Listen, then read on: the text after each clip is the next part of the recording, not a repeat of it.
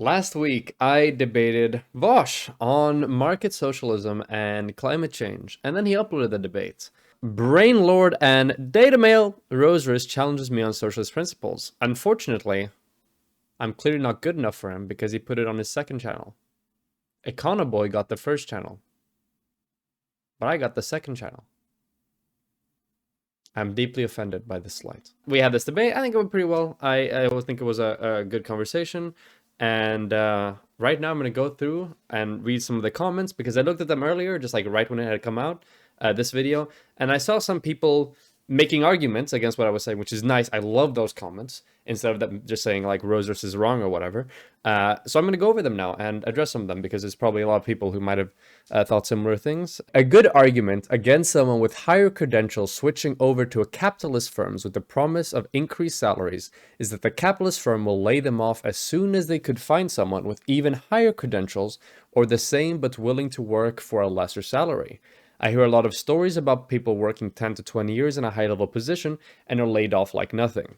This is in reference to an argument I made to Vaush about the fact that, hey, a worker co-op mandate might lead to a lot of brain drain because the wage structures of cooperatives are a lot flatter than that of traditional firms, which means that the difference between the lowest and the highest earning person in a co-op is way smaller than in a traditional firm.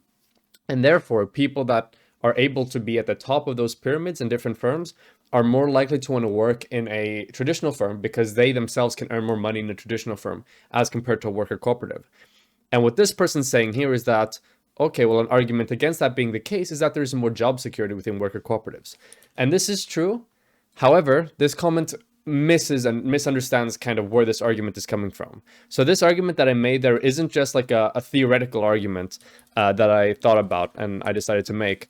That stems in a lot of the literature that we have right now in worker cooperatives. Specifically, a pretty recent study and a pretty comprehensive study in regards to which ones that I've seen. It's this one, Berdine 2015, which is Equality Under Threat by the Talented, Evidence from Worker-Managed Firms.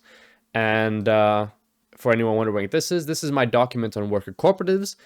I made this document, a few months ago, maybe, like 8 months ago or something, pretty long ago, where I went through and did a bunch of research on worker cooperatives and what they're good at, what they're not good at, what the research is at the moment.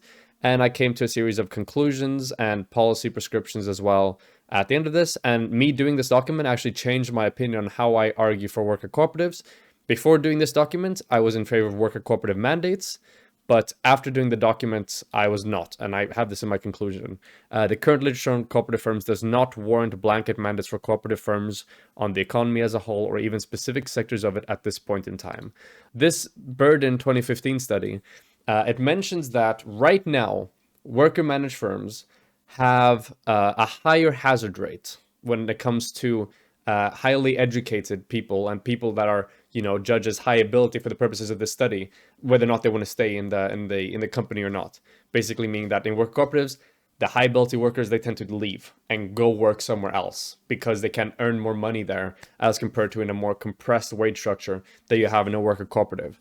So if this argument was true, that, okay, well, this probably wouldn't actually happen because there's more job security in a cooperative, so they wouldn't actually go to the traditional firms. Unfortunately, the data right now doesn't seem to bear that out. Right now, we do see in worker cooperatives that people choose to work in traditional firms and choose to leave firms that might become cooperatives because they're able to earn more money as a high ability worker in a traditional firm as compared to a cooperative firm. So, Dead Caliph, good idea. It's a good theoretical argument, but my argument didn't just stem in theory. It stemmed in data, and we see right now that workers choose to forfeit the job security in worker cooperatives in favor of the higher wages in traditional firms. I feel the brain drain phenomenon is, in large part, due to the current commodification of necessities. If you spend 6 to 8 years of education to become a high-end engineer and have a lot of debt to pay, high living costs, etc., compared to someone just working as a cashier as a business, you're going to feel you should be paid more so you can make up for your comfort after your bills. If a larger percentage of pay went to comfort and luxury instead of necessities, people would be satisfied with less pay overall. I'm a bit confused as to what point this is making. Let me reread this. So it seems like they're making the argument here that if you spend a lot of time in education, the reason why these people have a higher hazard rate from worker cooperatives is because necessities are so expensive, and therefore they need to earn more to obtain a higher quality of luxury goods, and that desire for luxury goods is going to be higher for those high-end educated people because they spent so much time in education, which feels like a weird argument. I don't know what the prescription for this is. Make cost of living lower, but I think even if you made cost of living lower, you would still see the same problem, right? You would still see the problem is like, hey, even though cost of living is generally lower, you as a high-end worker can still make more money and be better off and have a higher quality of life if you choose to work in a traditional firm as compared to a worker cooperative firm. So I'm not quite sure what to make of this. This feels like a pretty strange argument, unless I'm misunderstanding it, but yeah. Definitely catching a lot of capitalist realism vibes from Rose here, but the way they engage makes it kind of hard to tell when they're expressing a genuinely held belief of theirs and when they're playing devil's advocate. Everything I said in that debate was a severe or like an actual concern that I have when it comes to worker cooperatives. I wasn't just trying to like pick holes at like a potential mandate. These are all the reasons that I have for not being in favor of a mandate. So I can tell you I'm not playing devil's advocate. I believe everything I said in that debate.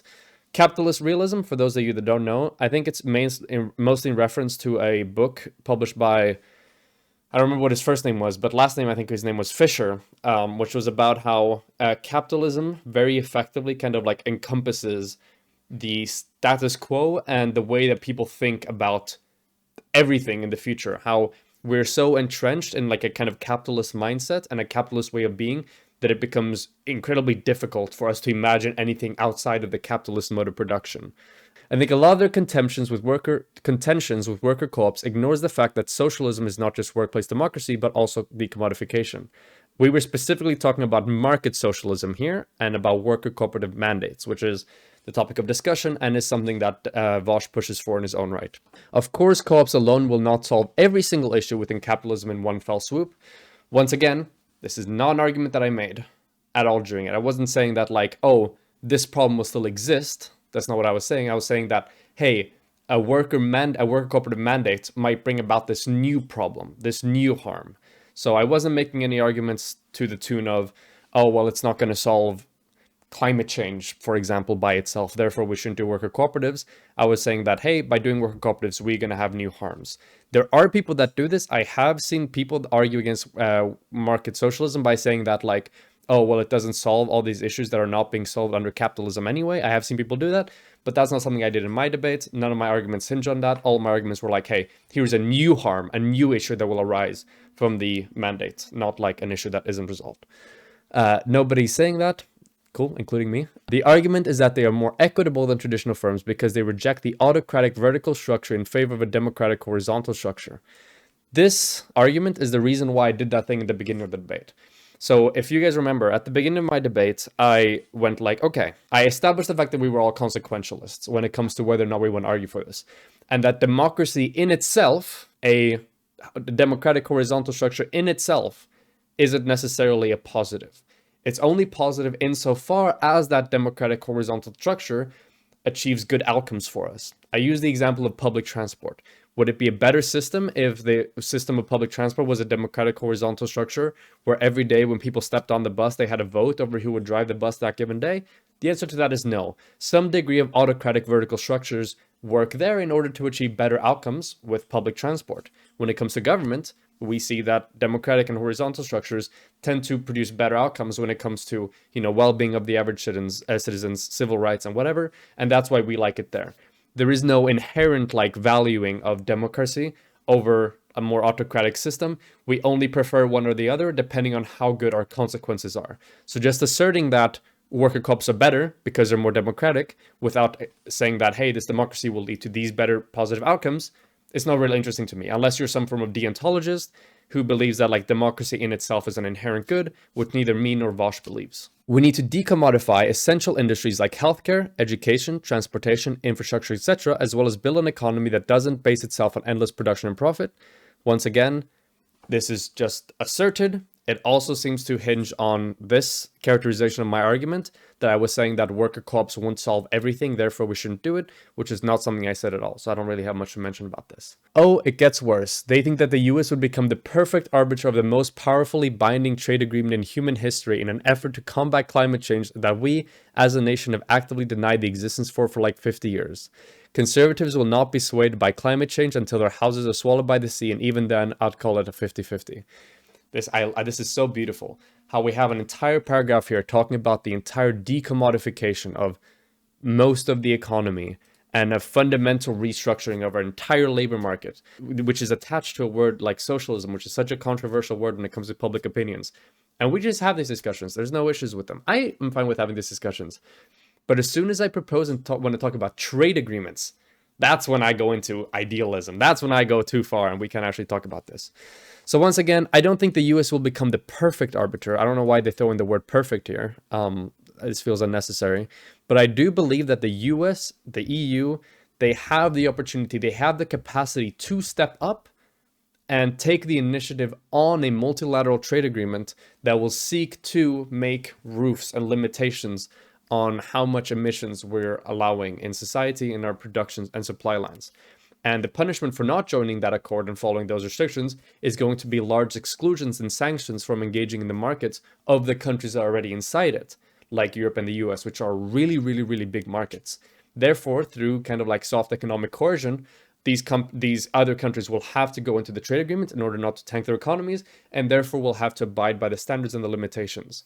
Now, on top of this, we also need other systems within it to assist developing nations who might not have the resources or the technology at the moment to develop a supply structure that is able to meet these guidelines and requirements. But that's something that can be handled, and that's something that can be done through international cooperation and funds to help those people. A great example of this is, for example, the Montreal Protocol, which had very similar systems to what I'm describing here when it comes to the climate change thing, where there were support structures to help the countries that may not have had the resources to meet the goals that were largely funded by the countries that were very, very wealthy, which in this case would be the US and the EU. I would say that, hey, getting enough conservatives on board to vote for a trade agreement is probably going to be more likely than whatever prescription or solution this person has towards climate change at the moment. When Rose mentioned Australia joining the climate coalition around the 2-hour mark, I laughed. If people think Murdoch has power in the US regarding climate change, messaging through Fox when Murdoch has a stranglehold here, our media and political state is fucked. Climate change is one of Australia's worst policy breakers, especially at the moment. Yeah, I understand Australia is not doing great in climate change, but once again, I think it's the closest path we have towards a policy that will meaningfully help with climate change. I'm not saying it's easy for us to do this. I'm not saying right now everyone's just going to be like, oh, let's just do this, climate accord or whatever. But I think if we have enough people pushing for it, if this is an idea that enough people listen to, I think we can enact the political will necessary to get these kind of like big actors like the EU or the US potentially on board with these climate accords. And I think probably Australia could come along with them to some extent, especially if this is something that's orchestrated through things like the UN or whatever. But who knows? We'll see. I would love if these people who are making fun of my prescription, saying that, oh, this is unlikely to happen, when I'm talking about like a trade agreement, I would love to hear their solution to climate change and be able to evaluate whether or not that's, likely or unlikely to happen as compared to these people just being able to critique my solution. That's always a classic thing. When we're talking about a complicated problem and somebody gives a solution and all you ever hear is other people critiquing that solution, but offering no alternative, then what does that really say about the relative merit of your solution? If your solution has problems, but there is no other one that seems to be better or seems to be able to accomplish those things in a more meaningful or effective capacity than you can, then your suggestion, even though it might have flaws or even though it might be difficult, is still the best suggestion. And that's why these comments that just, poke holes at my solution without providing one of their own, it doesn't really mean much, because when it comes to solutions, only relative merit is really important. It has to be the best of the solutions, not just like a whole perfect solution. William Dorval. One thing about the R&D side of co-ops that I think is important is that most workers in those firms that would be doing this kind of work are in that field mostly because they have a personal drive to expand scientific knowledge and create products. Like most people who want to go into these types of fields, they're only there because they want to try ideas. Most of them are held back by this development might not be profitable. If you had a firm that allows these groups to get money research without needing to worry about the profit motive as much, they would do more research into experimental ideas than happens under capitalism. There's some things correct and some things I disagree with this statement here. Number one, you can have firms, you can have organizations, that you can have coalitions that can fund research that are requested by scientists without having profit motive as like a big issue.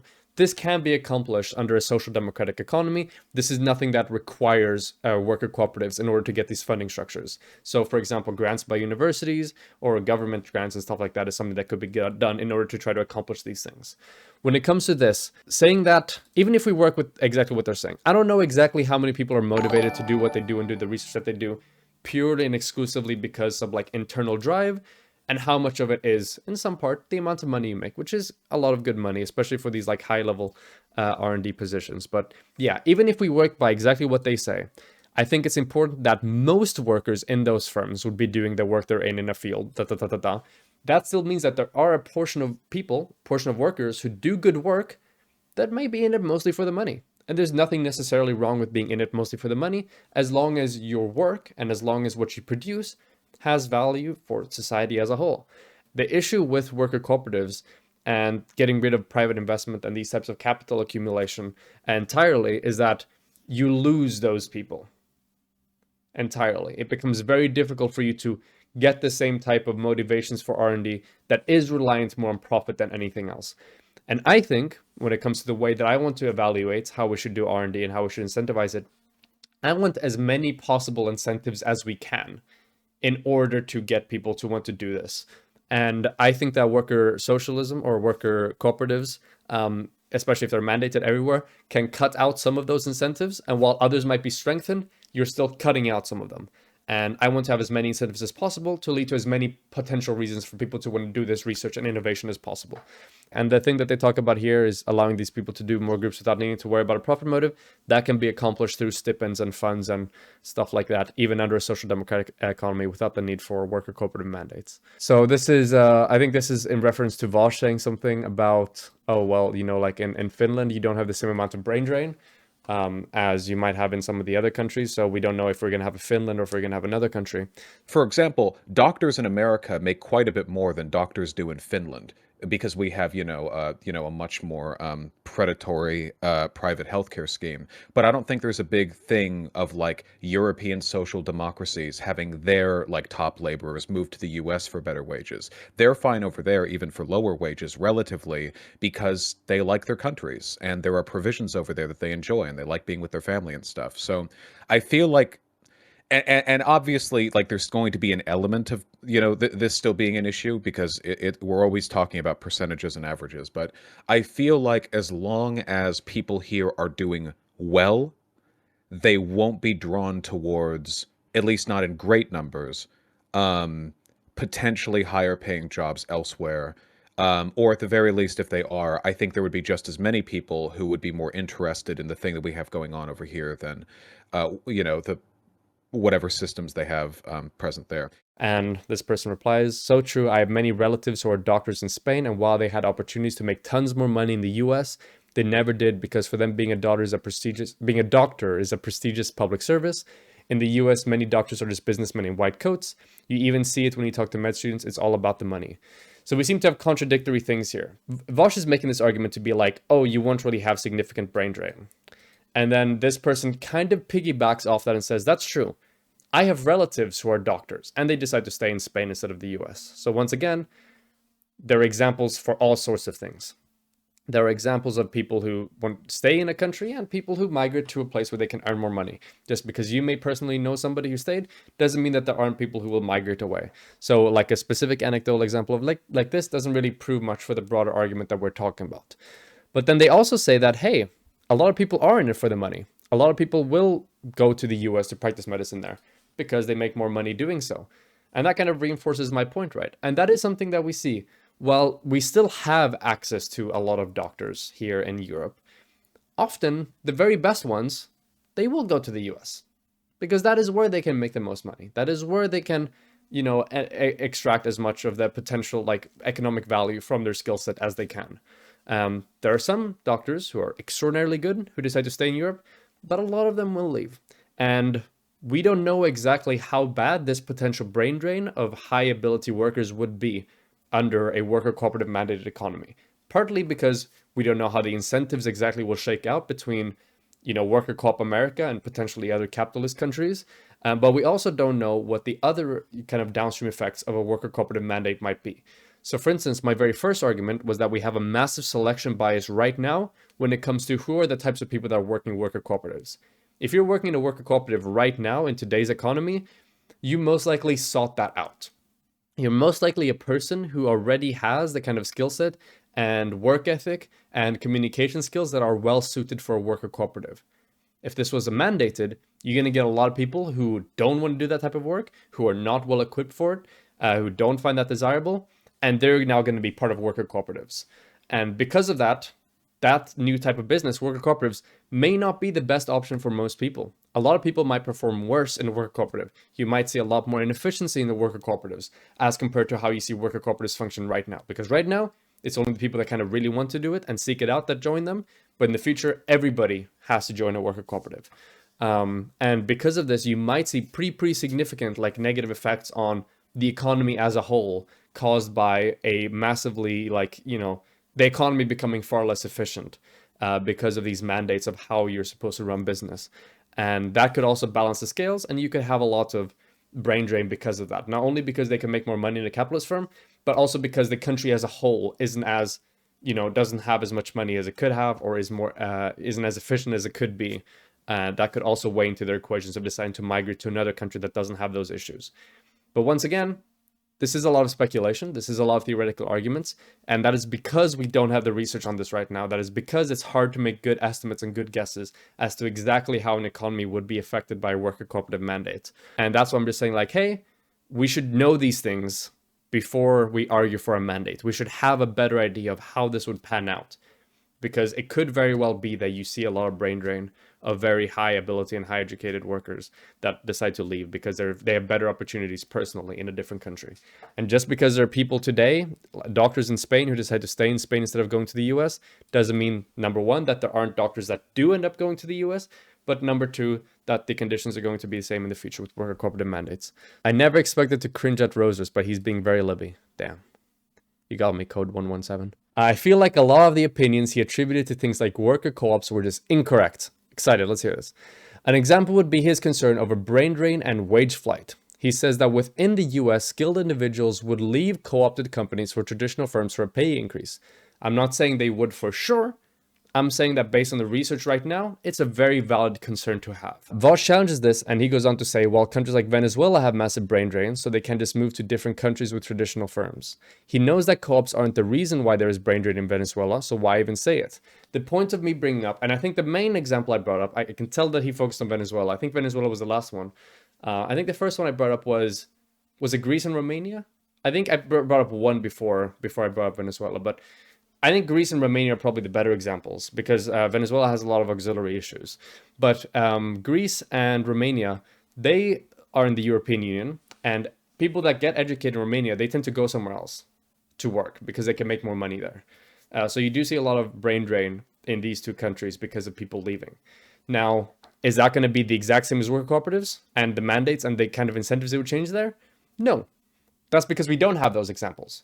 They don't exist. So yeah, that was just like an example to illustrate the brain drain, because we do have research right now that indicates that a lot of high educated people will choose to leave worker cooperatives and work in traditional firms. It just feels like a lot of discussion was, well, what about this common anti-co-op talking point that is easily refutable if you think just a little? Once again, we have a lot of research on high educated people leaving worker cooperatives and going somewhere else because they can make more money there.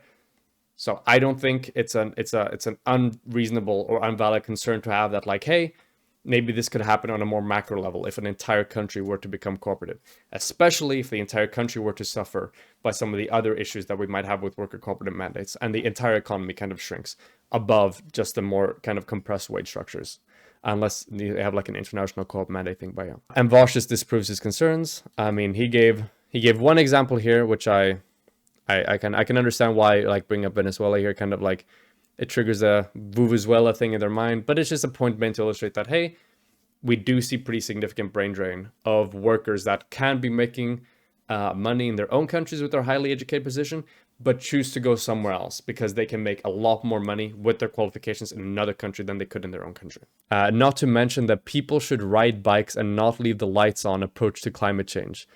I can't believe that wasn't a joke.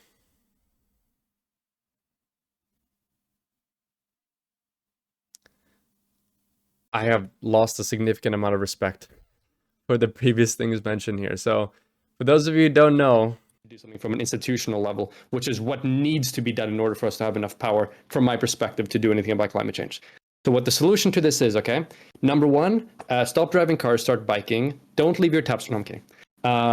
What needs to be done when it comes to climate change? And this is, I think, the most realistic policy that we could have to. So, it was very clearly a joke. It was explicitly clearly a joke. Don't leave your taps on. I'm kidding. No, I'm kidding. I can't believe that wasn't a joke. I feel Rose was a little off about the ease of talent flight because of the unique European situation where travel is much easier among nations there. For example, Cuba has among the highest numbers of doctors in the world, despite them earning much less than they would elsewhere. So even if you talk about Cuba, Cuba has a lot of doctors that travel internationally and go to different other countries and decide to work there with the qualifications they obtained in Cuba. This is not like a non-significant thing that happens. And once again, when it comes to the ease of talent flight, because of the European Union, where travel is much easier, for people that are wealthy, for people that are well educated, for the people that we're going to be talking about for this, which is the highly educated, which is the fairly affluent, high ability workers, for them, the travel situation and the ease of transport isn't going to be a super significant effect for their likelihood to move. Now, once again, it probably has an effect, but it's different when it comes to like, okay, like the average American worker, traveling out of the US compared to like the average European traveling within the EU. Obviously, within the EU is going to be more likely, it's way easier. But if you're talking about like the average EU person compared to the highest educated, like most affluent, high ability workers in the US, the discrepancy isn't that massive. So I don't think it has too much of a role to play on this specifically. But yeah, just wanted to comment on a premise I thought was really dumb.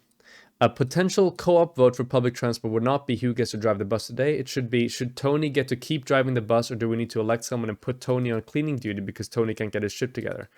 I can amend my hypothetical easily. Do you think that, like, every day the general public who rides the public transport should be the people voting on whether or not Tony gets to drive the bus today? Or do you believe that there's other people who have better information in regards to Tony's work performance that should be voting on that, rather than just the people that ride the buses? The whole premise comes off very co-op means you get to vote on every single action every day. Nope, the purpose of that analogy was just to be like, hey, we recognize that there are examples in which democracy does always have good outcomes, and in those examples, we aren't in favor of democracy. We're only in favor of democracy in the situations in which it leads to better outcomes, and Vaush agreed with me on this. So I can understand why a lot of people were allergic to this analogy, because a lot of people have heard that analogy and they think like, oh, people are saying worker co-ops can't work because democracy in public transport can't work, which is an argument that people have made. But if they try to listen more carefully to what is actually being said, instead of having the making the hyper neuron activation pattern seeking behavior arise as soon as they hear an argument, they're like, oh, this is exactly like the conservatives are arguing it, then you can understand that the purpose of my hypothetical was not to be like, this means worker co-ops can't work or they're inefficient. It just means like, hey, we only value democracy insofar as it leads to good outcomes. Co-ops don't mean anything needs a vote. They mean anything within reason could be brought to a vote. The workers could decide that bus driver wasn't doing an adequate job. But we weren't talking about the workers. We were talking about the people taking the public transport, but that's okay. Isn't doing an adequate job. That doesn't mean that the driver needs to be reaffirmed on the daily. I agree with Vaush that public transport doesn't need co-opified. I think he laid a good alternative for ways for it to functions, but the reason Rose gave is not the reason why you couldn't do it. Yeah, I think this person just kind of misunderstood what the purposes of that example was. My own experience in a technical field has shown me that a majority of people who are making money are not hardcore technical types, but the softer managerial types. Those people should make way less, in my opinion. As for the technical people, it's not about whether or not you think they should or shouldn't. It's about how they will react to making less money. If you think it's fine that people make less money and that the wage structures are more compressed, that's fine. I think that's okay too. I think that the discrepancies we have in society in regards to the wages between the lowest and highest paid, I think they're very high. I think they should be compressed. That's one thing. We can say that, oh, we would like this to happen. But then there's a second part, which is the reality. How will people react to the compressing of their wage structures? Just because we think it's okay that these people would be earning less money relative to the lowest paid workers doesn't mean they will think it's okay, doesn't mean that they will stay, could mean that they will leave and go work for another firm. As for the technical people, they're smart. They could have chosen an easier job path but didn't because they love what they do. Also, if you're working within tech in 2022, your potential for employment and your potential for high-paying jobs is extraordinarily high. I don't know why this person is saying that, like, oh, they could have just chosen an easier path, Lamau. Working within tech is a very, very, like, desirable, you know, set of skill sets to have in today's day and age. There is also the phenomenon of specialization. The aerospace industry, for example, exists most strongly in the US. So if you want to do research and design in that industry, the US is your best bet, and making those connections internationally is just so much harder. That is something I went through when considering overseas for my PhD. Yeah, there are definitely specific cases where you might have like a really strong of a specific industry in your country, and therefore workers might overlook other aspects in order to decide to work there. That's possible. But then there's also a lot of other fields where like the US doesn't have a similar amount of like monopoly on the peak of certain types of development, which could lead to workers migrating and going to work somewhere else within a similar field in another country. Or there could be people who may not be as interested in like developing and pushing the boundaries of the aerospace limits, and therefore choose to work in the US, and people just they want to work in aerospace and they want to make a lot of money from it, that might choose to work somewhere else. And it's not very important they're in the epicenter of that research. Lentils would be better because they cook the fastest. Base comment by Aaron Stoner. He destroyed me in this debate. Rose Wrist has such blind spots. I think he really needs to recognize his selective bias when looking at certain points harder than others because it'll land more establishment. And also not thinking outside economics and the ways those numbers interact with human beings, his lack of sociological understanding. It gives him the capitalist realism attitude to how people respond to the situation in front of them. Other people in the comments touched on this. It's a shame they can't see past it. Honestly, I think it's an emotional response after talking to Demon Mama. Some reason he got super mad after his convo with her. Even though she wasn't rude, just had a different set of priorities and got upset, she didn't really want to talk about policy. Often people think of themselves as super logical, ignore their emotions affecting their judgment because they assume they're not acceptable to them because they focus on data. Healthy Gamer had good talk about it once. I can't remember the video, but it was a good one. Demon Mama went over it once too. Damn! I want to note this. This is the easiest literacy test that you can do in order to find out whether or not you need to take a comment seriously, okay? And that is, there are zero arguments provided here. Statement about my bias. Statement about my inability to do something. Statement about my inability to do something. Speculation about why I might be doing said thing that they haven't affirmed that I'm doing. Statement that I'm doing a certain thing.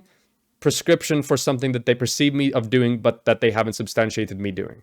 So they say that I have blind spots. They say I have selective bias. They say I don't understand how it interacts with human beings. They say I lack sociological understanding, but they don't provide any examples, and they don't provide any arguments for anything that they believe. I can grandstand a fuck ton here, okay?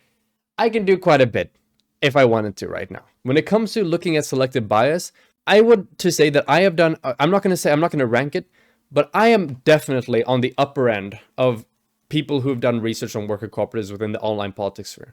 Probably people like Unlearning Economics have done more, and they, Unlearning Economics used my resources in their research, so I guess they have what I have, but a little bit more, or much more. I'm not sure exactly how much research they did for that video, probably quite a bit more. But I have done quite a bit of research. I have examined these things critically. I have come in with an open mind. In fact, before I did this document, I was in favor of all the things that Vaush did and the things that Vaush are arguing for now. I was at that position. So it's not like I had these biases going into it and then I formulated my opinion. I had a change in my position away from what they believe is the correct position onto what I believe now.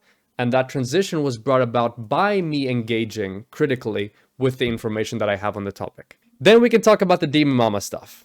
Demon Mama wasn't rude, by the way. No rudeness here. Do you think that's do you really think that was a good question? I'm asking it. Are you getting like okay, can I ask you an honest question? Are you getting flustered with this conversation? I am asking you a question.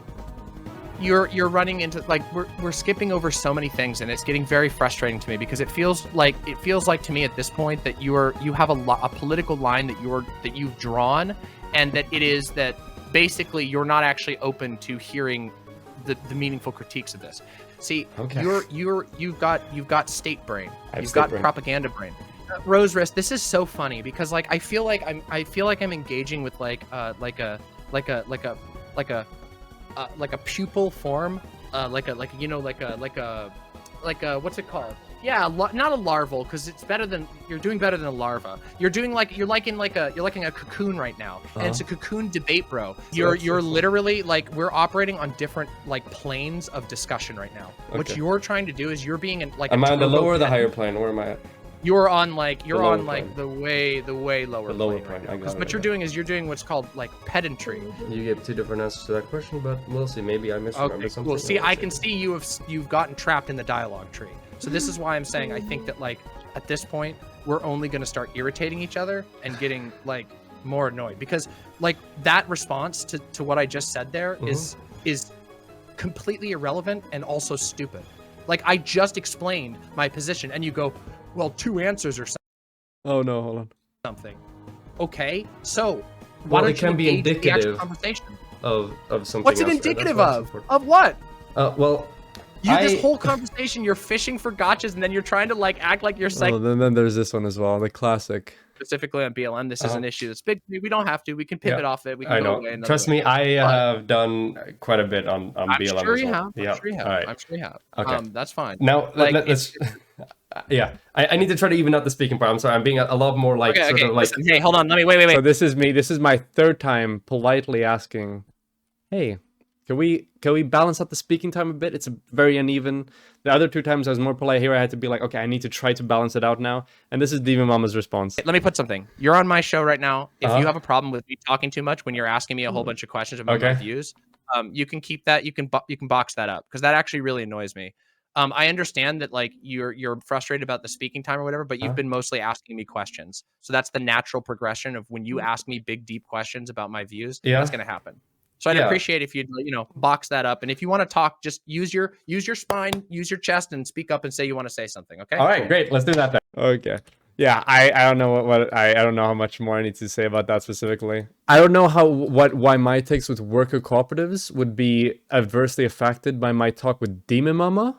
I don't see the connection there quite a lot. Me talking about worker cooperatives with Vaush versus me talking about education with Demon Mama. And because I had a bad time with Demon Mama, that means I'm going to be bad with Vaush, which is really strange. Also saying that I got super mad in that conversation. Who boy, you can say a lot about me in that conversation, but super mad, not quite the one. But overall, good try though. HGB guy, 0 arguments, 0 substantiation, 0 examples, all meaningless, just statements of things that you believe and speculating into random incentives for stuff without providing even a fraction of evidence. But that's okay. Here is someone defending tree spiking. Tree spikers would post warnings that trees in the area were spiked. Nobody would get hurt unless they chose to do so knowingly, do unsafe work. Wow. I'm sure those very compassionate managers and stuff that, Vaush's community loves to praise over how compassionate and how in tune they are with the struggles of the working class would absolutely be like, okay, it's fine, guys. You need to risk cutting down any trees. If they say that it's spiked, then it's fine. We just don't do anything. Yeah, once again, just because, number 1, this assumes that everyone's going to place signs. Number 2, this assumes everyone's going to see the sign. Number 3, this is going to assume that they're not going to be forced to do the job anyway. More importantly, though, the spikes were placed high in the tree to avoid the chainsaws because the goal is to fuck up the lumber mill, not some random logger. Well, they seem to have a very hard time doing that because a lot of loggers were killed because of tree spiking. The idea you guys present of tree spiking is literally industry propaganda. Well, we will never make improvements if we're unwilling to take some risk. The system we have right now isn't working and falling apart at the seams. R&D would still be funded. That argument has nothing to do. That's BS. So once again, it's just a statement here. When it comes to unwilling to take some risk, I'm not opposed to taking any risk, but I'm saying right now the risk is like really, really excessive. And right now, it's not a climate where we're going to be pushing for worker cooperatives. Right now, we're going to be pushing for all of these things. We're going to be pushing for these things when it comes to what we want to do with worker cooperatives at the moment. And through doing these things, we will have a greater theoretical and, academic ground to stand on when we make arguments about what a worker cooperative mandate would look like. I don't see why, if Vaush agrees that this needs to be done first, And this will give us more information about how good a worker cooperative mandate will be. Why he chooses to argue for worker cooperative mandates right now, when given the research we have right now, that is an extraordinarily risky thing to advocate for and say that's something that you want in society. So yeah, I'm not saying that we should never take any risks. You're always going to take a risk because something needs to be the first step in order to find out whether or not something is a good idea. That needs to happen. We cannot theoretically understand exactly how it will happen. It could, but it's very unlikely. I'm just saying that right now the risk we have to take is extraordinarily large, and there are so many basic steps we can take in order to minimize that risk and have a better understanding so we can make better assessments and better estimates of how this is going to go when we actually do it. This was frustrating to listen to. The blind spots Rosers has are head smackers. Co-ops, he says, won't work because people only want the highest possible wage. So they'll always leave the co-op for traditional private employment and big dollars. This is another thing that I can tell you guys, okay? This is a good sign to tell whether or not somebody's is trying to mischaracterize and being a bit bad faith in their interpretation of your argument, okay? Let's notice this, okay? Let's see, I wonder if I can pick this out. There's 2 words in here specifically that indicate that this person might not be trying to present my arguments in a good faith manner. Baseplant is onto it. Baseplant got it. So you can see here, co-ops, he says, won't work because people only want the highest possible wage so that they will always leave the co-op for traditional private employment and big dollars.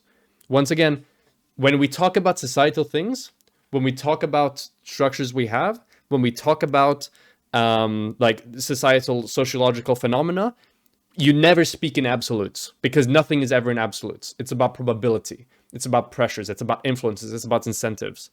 And I never said that everybody will always leave worker cooperatives because they want to get the highest possible wage and that's the only thing that they ever want. That's never something I said, but I'm saying that there is evidence to assert that there is a pressure that pushes high ability workers away from worker cooperatives that seems to stem in the discrepancies between wages between the 2 firms. But this person's characterization is saying that I'm saying that people will always leave worker cooperatives because they only ever want the highest possible wage. So yeah, that's a thing you can point out right away. If people often use a lot of absolute terms when characterizing your argument, that means they're probably not taking it in good faith. But let's keep reading. But then when asked how to get Republicans, he didn't even argue against the straw man. He just stated my argument in a strawman manner, but then didn't even argue against it. Interesting. Okay. But then, when asked how to get Republicans on board with fighting climate change, Roser said we should give them a win in legislative proposals and other non-monetary benefits of supporting climate change policies. So he did, in quotes, give them a win.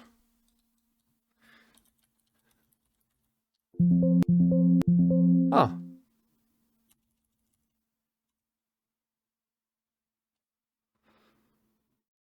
Give them? They need it. That's Vaush talking. A win? No, that's crazy. Wow. It's almost like I never said this. That's pretty nuts. I wonder how that could have happened. Oh, strange that they would use quotation marks. And then those quotation marks not being an actual quote from anything I said. Vaush correctly pointed out the Republicans explicitly don't want those things. They want big dollars from their big oil business donors. So Rose's plan is based on his own delusion that Republicans aren't in it just for the dollars. You know, exactly like he says worker co-ops are in it for the money. That's why co-ops won't ever work. Yet the same social benevolence apparently will work on Republicans and climate change. Roserist, are you okay? I'm losing my mind. Okay. So once again, I'm not too concerned about getting the politicians to change their mind, especially Republican politicians. It's about getting the people on board with this. It's about having a policy where you can have a lot of people from different parts of the political spectrum being like, okay, hey, a multilateral trade agreement as a policy is going to appeal to a broad base of political ideologies and potential voters.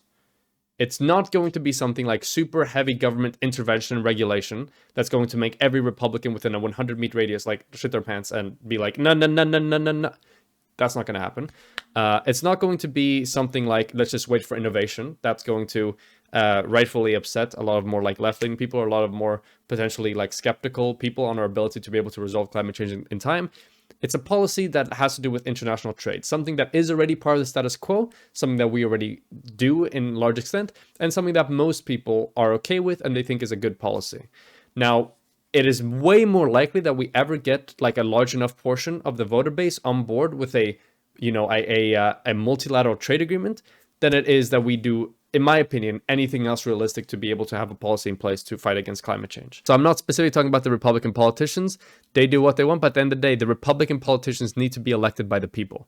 It's a way smoother pill for a Republican to potentially swallow if they're like, hey, so I'm in favor of this multilateral trade agreement, than for them to be like, hey, I'm in favor of massive regulation on the ability for us to curb emissions and yada yada yada. So I think it's a fairly agreeable proposal when it comes to stuff like this. But yeah, exactly like he says, co-op workers are in it for the money. Once again, nothing I ever said. I even explicitly said the opposite, and that's why co-ops won't ever work. Nice characterization of my argument. I don't know what the social benevolence and how that connects to worker cooperatives only being in it for the money. This is a terrible comment. I'm sorry, John Fornell. You're like, this is the second worst comment after the Demon Mama one. I'm not quite sure what to say about this one. 159, this is wild. I think that co-ops being mandated as the primary mode of business with exceptions for certain industries would increase all metrics because it is shown to, and not the only functional difference is workers call the shots and not shareholders and enfranchisement. Okay, does Vaush actually say this? Only the EU or only the like America to join it, then that would be pretty bad. But I think that if you get like really big Australia, North America, you can get the entirety of the NAFTA group in on it. They're setting per mind now. What is? Am I losing my mind? This timestamp has nothing to do with this quote, and this person is also Vaush wouldn't agree with this. Hypothetical Vaush says, I think co-ops being mandated as the primary mode of business with exceptions for certain industries would increase all metrics because it has been shown to, and the only functional difference is that workers call the shots, not shareholders, and enfranchisement boosts both happiness and morale. Once again, we both acknowledge that we don't know if it would increase all metrics with the worker cooperative mandate. That was the very first thing we agreed upon. We agreed upon that there is a massive selection bias, and we don't know how many, if at all, the positives that we see right now for worker cooperatives would carry over into a mandate. This is something that we agreed upon at the very beginning. Vaush wouldn't be silly enough to say this. It's extraordinarily silly to look at the benefits we have right now when it comes to worker cooperatives and being like, oh, if we just made everything worker cooperatives, everything would be exactly the same, but we would have these extra benefits. That's an anti-scientific way to view the world and view research. This would be like saying, oh, well, we see that a $12 hour minimum wage is good for the economy as a whole and for worker well-being. Therefore, I mean, if we just made that wage even higher, if we made it $30 an hour, we would just see an increase in all metrics as well, because we're just doing the thing we're doing now, but we're doing it more, so we would just get more of the effects. There would be no other auxiliary consequences, I promise. Yeah, I don't know what to say about this. This is silly. Innovation generally goes up too because the workers who know their shit get to work on what they're passionate about instead of going to commercial. Once again, no date on this. This is a theoretical incentive that will probably improve. True, you will probably see more engagement by workers when it comes to what gets done exactly, and that can increase more innovation and more productivity. That's entirely possible, but the removal of certain type of capital and financial incentive structures that would be brought about by the elimination of capitalism would also have a downward effect on innovation. And we don't know which one of these two effects are stronger because we don't have the research there, because we don't have enough of an empirical base to build off of that and do what we want to do afterwards. So once again, asserted without evidence and like leaning towards one conclusion for an arbitrary reason. But that's not guaranteed true. And we use financial motives for everything. That's not quite my argument. My argument, it's true that we don't know what side that this will land on. It's very, very, very much up in the air. And I'm not saying we currently use financial motives for everything. I think I even explicitly said that we have a wide range of incentives right now in society for why people do the things they do. And one of them is the kind of more capitalistic profit motive that exists. And I'm not sure if we can just get away with that without having to worry about any of the other consequences. Vaush says, hypothetically, but it's very easy to do the mental transfer of worker better managed than shareholder. People often and overwhelmingly opt out of the maximum wage in favor of family or other considerations. So once again, if this was true, and people didn't care about the wages and just wanted, like, stability and stuff like that, more than anything else, we wouldn't see the stuff that we're talking about when it comes to higher ability workers leaving worker cooperatives and working somewhere else. The American Revolution, in fact, all good things that have happened in the past have happened with less data and higher stakes. Sure, it's not all good things. That's a bit of an exaggeration. But there have been things in the past that have happened with high risks and taking a massive risk. But we shouldn't just take a risk for the sake of taking a risk. I feel like a lot of people might be romanticizing that, oh, we took great risks in the past and ended up really good. There are a lot of great risks that were taken in the past that ended up really fucking shitty. For example, let's talk about the Great Leap Forward in China. That was a massive risk that was taken. Could hypothetically have been fucking incredible. Millions of people ended up starving to death. And I feel like a lot of people romanticize taking big risks and the revolutionary spirit, perhaps, in Vaush's community. There is no reason to take a massive risk if we don't have to take a massive risk. If we can work towards, like, taking steps on the way to make that risk smaller and get a better understanding of how things are actually going to turn out. And we are in that position right now. There is so much we can do between now and worker cooperative mandates, but a lot of people romanticize this taking this massive risk and doing this thing. That's beyond my scope of imagination. I think people of the past were crazy, and all human progress from that was lucky flukes. Anyhow, on a more rational and data-driven take, I think we should get America to join trade agreements that benefit the world and stop climate change. This is a, if you're homeless, just buy a house, TikTok thought level of thought. His age is showing he's obviously got some liberal economic stats and doesn't understand the premise is unachievable. So this person just made up a conversation that never happened. Said that I have TikTok thought levels of thought. Did a little bit, sprinkle a little bit of ageism on top of it, and package it as a beautiful comment with a timestamp that literally refers to nothing. I don't know if he's expecting people to just not look at the timestamp and just believe that this is what was said word by word, or what this is, but this is a pretty crazy comment. Pygmalion, I followed Rose since he got a couple people watching him. The time made Rose lesser and lesser based. He was leaning towards socialism and now he's basically a lib. Big sad. I will not try to refute his arguments as there are a lot of people doing that in the comment section. Though I appreciate his dedication on actually researching what he's talking about, I know for a fact Rose gives time to these ideas as well as in politically concerned individuals. All do. At least he's not Destiny. The things he says are not total garbage. Well, thank you, Pygmalion. That was pretty nice. Rosers is so young and already so lacking in imagination. That's got to be first world privilege. Let me just cut this dead time out, please, Zoe. These were the comments from Vaush's debate. Everyone wasn't like that. Some people make good arguments, and I appreciate that. Some of them not so much. But yeah, this has been TikTok Thought, Rose Wrist, reading the comments and responding to arguments from the Vaush debate. Thank you.